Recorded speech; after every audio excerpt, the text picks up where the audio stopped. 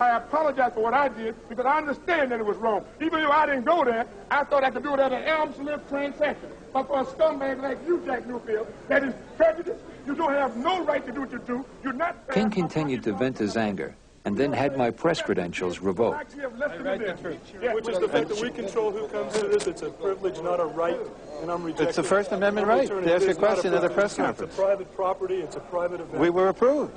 It's been changed. Why? Because I said so. Take this man's tape out of this camera.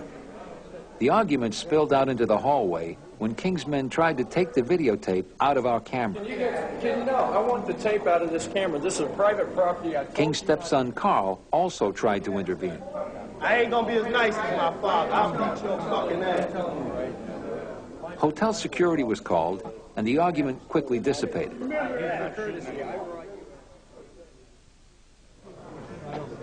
Right after my press credentials were yanked, I watched Mike Tyson being led away by a sea of bodyguards.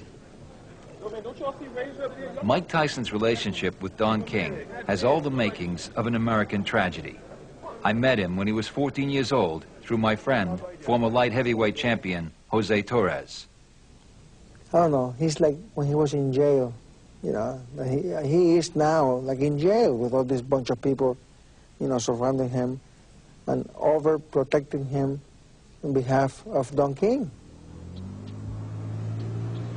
Mike Tyson was sent to the Tryon Youth Correctional Facility in upstate New York after growing up as a mugger and predator on the streets of Brooklyn. He was 13 years old. Bobby Stewart, a counselor at the reformatory and former professional boxer, first saw Tyson in 1979.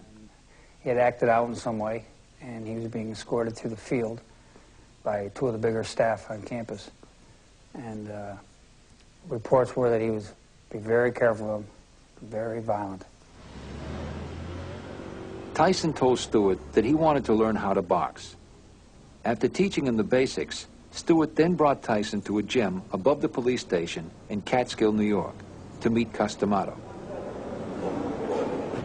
That's it. See, ain't no way he's going to hit you then, right? And remember, it's always good to throw the punch where you could hit him and he can't hit you. That's what the science of boxing is all about. Remember, from the side... D'Amato had developed many boxers, including world champions Floyd Patterson and Jose Torres. He spotted Tyson's potential immediately. He said, barring outside distractions, if that kid is able to, you know, concentrate his efforts on becoming a fighter, and if he wants it, importantly, he said that's a heavyweight champion of the world. The joy of finding one last great fighter may have prolonged D'Amato's life. And D'Amato saved Tyson from returning to a life of crime. He legally adopted him.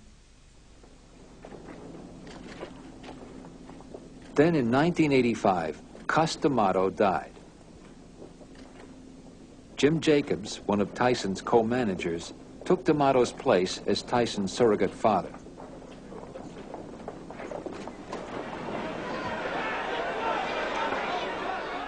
One year later, Tyson fulfilled D'Amato's prediction.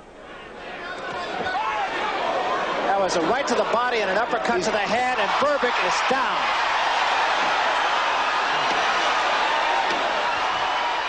In a devastating second-round knockout, Mike Tyson, age 20, became the youngest heavyweight champion in boxing history. It's over. That's all, and we have a new era in boxing. His managers, cornermen, and friends ran to congratulate him. Tyson kissed Jim Jacobs. But in March of 1988, Jacobs died, and Tyson lost his second father substitute. Before Jacobs was buried, Don King made his move, using black solidarity to seduce Tyson. I mean, the perception of the public, blacks in particular, I spoke to them, they think they are proud that Don King is doing what used to be controlled by the white man, the promotional business, and that he's there because he's tough. You know, he doesn't take shit from anybody. He even got Tyson to abandon his surviving manager, Bill Caton. King actually came here and said to me, "Sure, I've poisoned Mike's mind against you, You give me my 4-year exclusive emotional agreement, and I'll unpoison him. By the fall of '88, Tyson's life was in chaos. He was estranged from Bill Caton, and King was still trying to muscle in. But things got worse when he separated from Robin Givens, whom he had married 7 months earlier. Robin had a tremendous influence negatively on Mike's character and emotion. And after she left, later in the year, Don found it very easy to jump in because that character that was so powerful before in Mike was in crumbles, was in shambles. And Mike was no match for Don at that time emotionally to battle his wit and his con. King soon had complete control over Tyson's personal life and boxing career.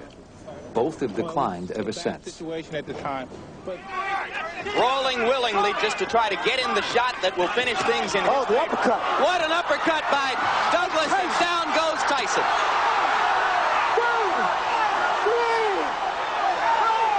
In 1990, in a stunning upset, Tyson lost his title to Buster Douglas, a complete unknown. It's over! It's over! Mike Tyson has been knocked out! Unbelievable! And Tyson was indicted for rape. Everything his adopted father, Cus D'Amato, had tried to prevent had come true under the tutelage of Don King. Back up. Come on, back up. All the way. If he went somewhere where the business was better and he became a greater fighter and more of a hero and respected and revered by everyone in sports and everyone on the planet, I'd say, Mike, I'd shake your hand because you did it. You did a great job. But that's not what happened. I'm jealous that they have my friend, and they've destroyed the greatest fighter I've ever seen. If Mike Tyson fights again under Don King, it will add millions to King's empire. An empire which already includes a $5 million mansion in Ohio, condos in Los Angeles and Las Vegas, and 2 townhouses in New York. In 1988, he bragged that his company grossed more than $100 million a year.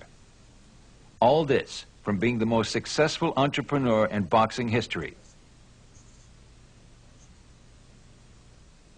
Mr. King, would you tell us what your present residence is? 32 East 69th, New York, 10021. The only evidence for King are the lawsuits. 6 world heavyweight champions and more than 20 fighters have taken King to court. King has been sued more than anyone in boxing history and has paid more than $2 million in settlements.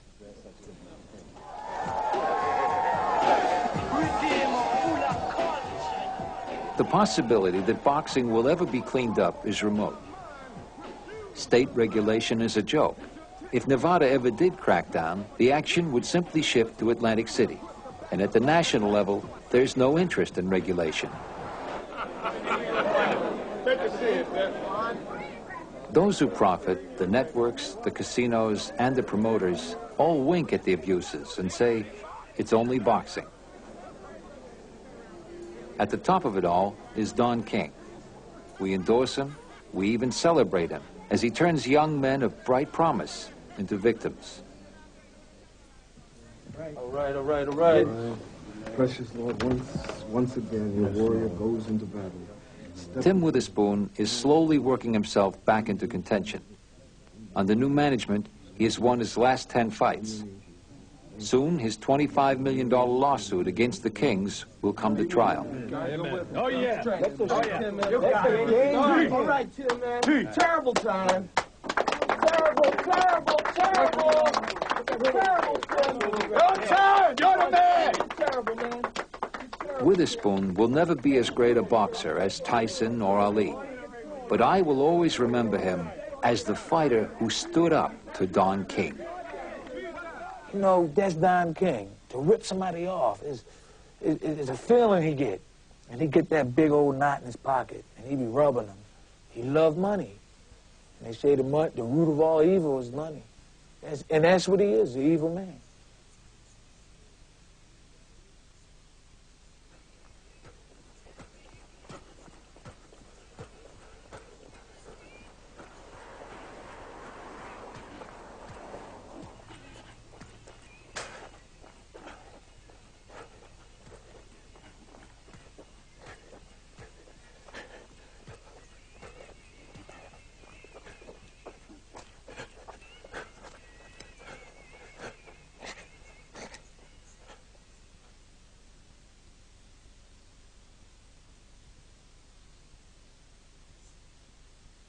What really happened on Bloody Sunday?